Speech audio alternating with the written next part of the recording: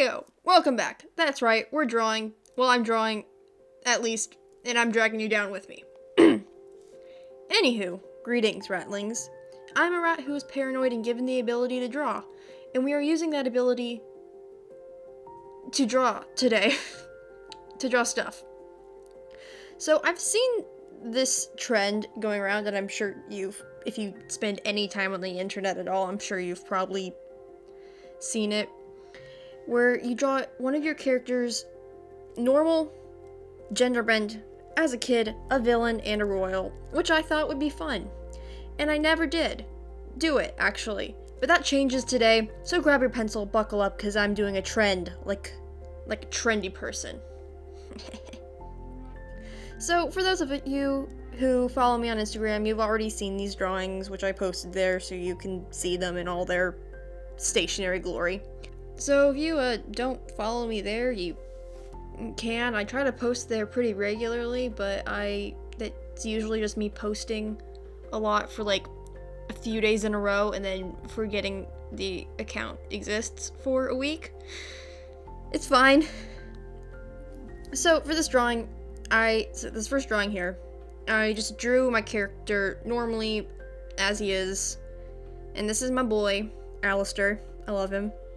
He was just too perfect for this challenge, which will make sense later on in the drawings, but just stay with me for now.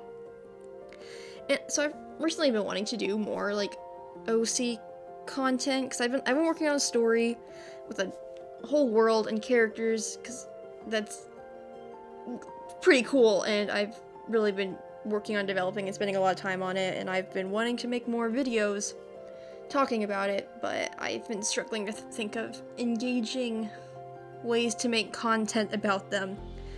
So if that's something you'd be interested in, or have ideas for how I could implement that into my videos, please tell me. I am struggling here. I could use the help, because my brain doesn't function. Anyways, this is Alistair. He's a vampire. This world, for those of you who don't know, is a modern fantasy sort of thing with a mix of human and non-human inhabitants. He's a pretty chill dude who works at a record store and lives with his best friend / roommate, his girlfriend Enzo, who is also a prominent character in their story, and Enzo's little brother, who's basically their kid. Long story. And I just love Alistair and Enzo's dynamic. I love them so much. But Alistair has secrets, and so does Enzo. Which I will get into later. But, so for now, just pretty chill dude. He, kind of dropped out of high school and works a small job. But he's a really legitimately good guy, and everyone loves him. We love Alistair. So next up, I wanted to draw him gender bent, and that's why a part of the reason why I kind of wanted to do this challenge for him, because a big part of his story is he's trans and mid-transition. So I thought it'd be interesting and try to draw him if he was either if he was if he was male to female instead, or just cisgender. I don't know. I thought it'd be fun, and I like drawing girls. And part of the challenge is imagining them in different ways. I kept it pretty similar. One thing I did change was I made his eyes more round and open, which I kind of bummed about because it doesn't really match his vibe as much, but I said I was going to go back and change it, but I clearly didn't, so yeah, it's fine. And on these drawings, I was really trying to be a lot more rendered, but with thicker line art. I've been just trying to nail down my style more, which has only actually appeared in the last few months, which is really weird. And so far my line art has always just been super sketchy, not dodgy, but I use sketchy lines. I cannot talk today. Wow, hi. Or I wanted to try and do bolder line art, but I don't really like it as much, so I'll probably go back to what I was doing before if I can remember how to do it. Is this just me, or do you guys ever just sit down to draw and you forget how you do your own style? I feel like that happened a bunch of times when I was doing these drawings. I forgot how I draw, which is not a great thing to happen. I don't know what I'm talking about anymore. Alistair. Yeah. So this one was less interesting than the others, so I was just drawing him/her gender bent. There's not really much to it. I did really enjoy doing these drawings though, because I was listening to the audiobook for Iron Gold, which is like the 4th in the Red Rising series, which I started previously, but then I was kind of burnt out from audiobooks. I listened to like the first 3, which is hours upon hours of book in like a matter of just a few weeks. But I picked it back up again, and it's really good, so I basically cranked out all these drawings in just a few days, along with like school and like my other responsibilities, while I listened to this amazing book. I love these books so much. It was a great time doing these drawings and listening to that, I'm just gonna say. Oh boy, I keep getting off track. I'm gonna try and talk about this character and stuff. So, Alistair is, Alistair most of the time, but he also has a side gig, you could say, as like a supervillain, which sounds kind of corny, but it's actually pretty cool, and I really love the story because, he kind of has his secret life, but so does Enzo. But Enzo is the hero. You could, like, your stereo is like the is the superhero of the city, and they are like enemies, but they don't know who each other is because like of masks and stuff. And this is a story I touched on before in like a speed paint video where I was drawing Alistair's like villain look called Serpent, which was fun, and I love drawing him that way. Which, and again, another thing, I have to make a crap ton of gender fluid characters, but Alistair is he, him as Alistair, but then a she, her supervillain, and it's great. It's really weird. It makes sense whenever I'm writing it, but you're just gonna have to trust me here. It's cool. Where was I? Oh, yes. So we have, these two people who are a couple together, but then enemies at night, I guess, when they're fighting each other. I can't make this sound. It always sounds weird when you try to explain a story, but it's actually like really cool, and one of my favorite stories me and my writing buddy I've worked on. It actually just started as like a standalone thing, but as we developed this world, we took these characters and changed the story around to fit into this world, if that makes sense.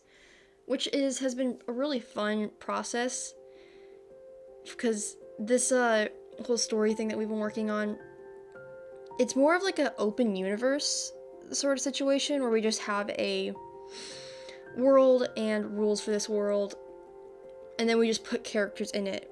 And we struggle to write stories much longer than like 15 chapters, which was always kind of disheartening before, because we'd spend so much time on that and then just get distracted by another thing and write that, where we never really finished anything until we started making stories that like ended, that were just shorter and just really character based. It's just really fun.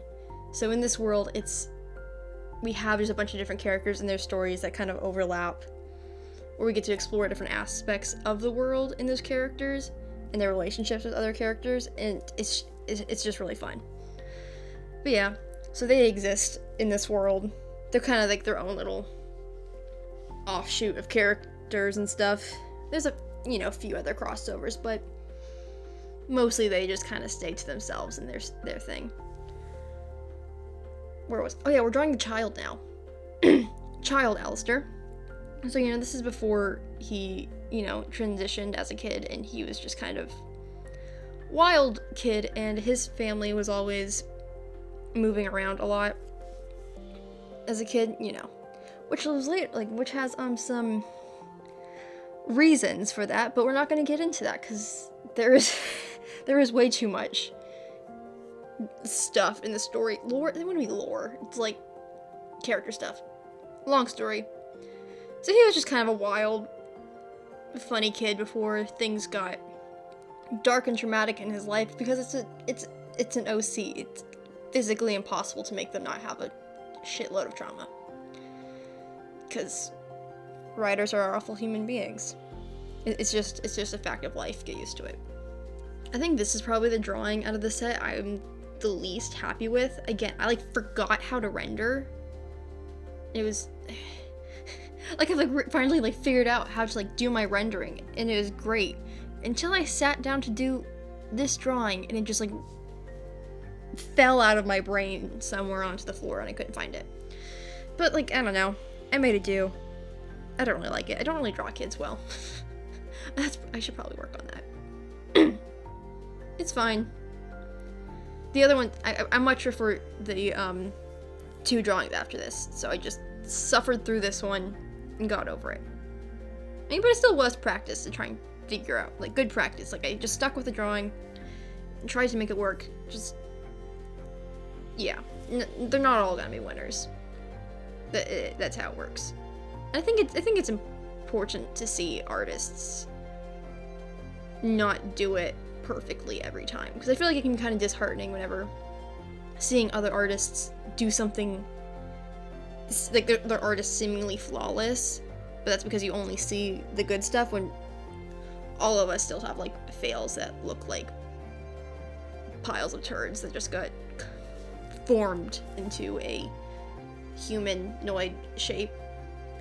And you know, yeah, it's important to see that it's not all perfect. You can still be an amazing artist and still make drawings you don't like.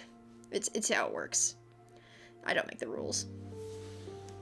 Alright, and now this is the reason why I really wanted to do Alistair for this challenge, because it's to draw your character as a villain. And my character sometimes is a villain. So, I mean, it just made sense.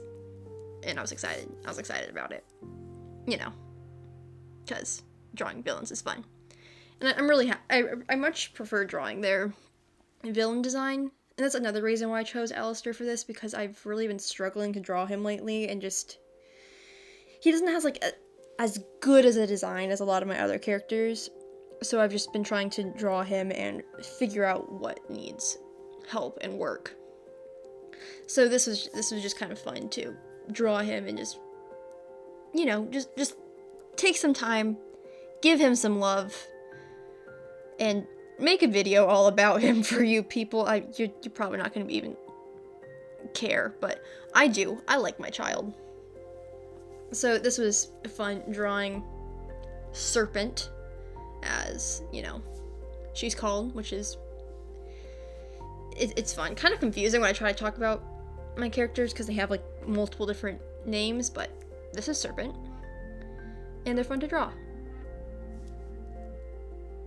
I had something else going to say there, but I'm so tired.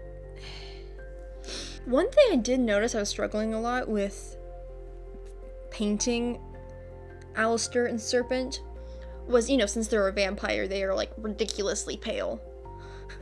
But rendering pale skin so it doesn't look too, like, I wasn't adding too many warm tones because I didn't want to make it look alive and full of blood. So then it just looked dead and weird.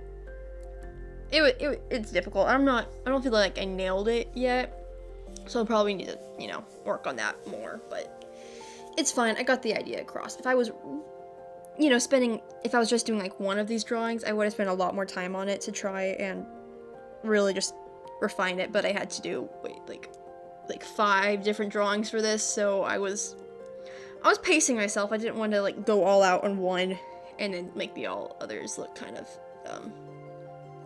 underloved and appreciated, if you know what I mean. One thing I did have a lot of fun with, though, was rendering the hair. I love rendering hair, and I got really good at rendering Alistair's hair from doing this, which is that's a bonus.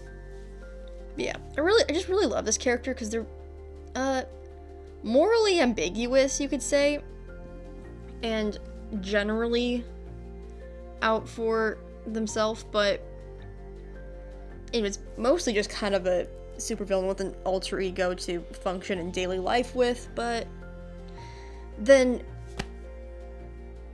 they found love, which just complicated things.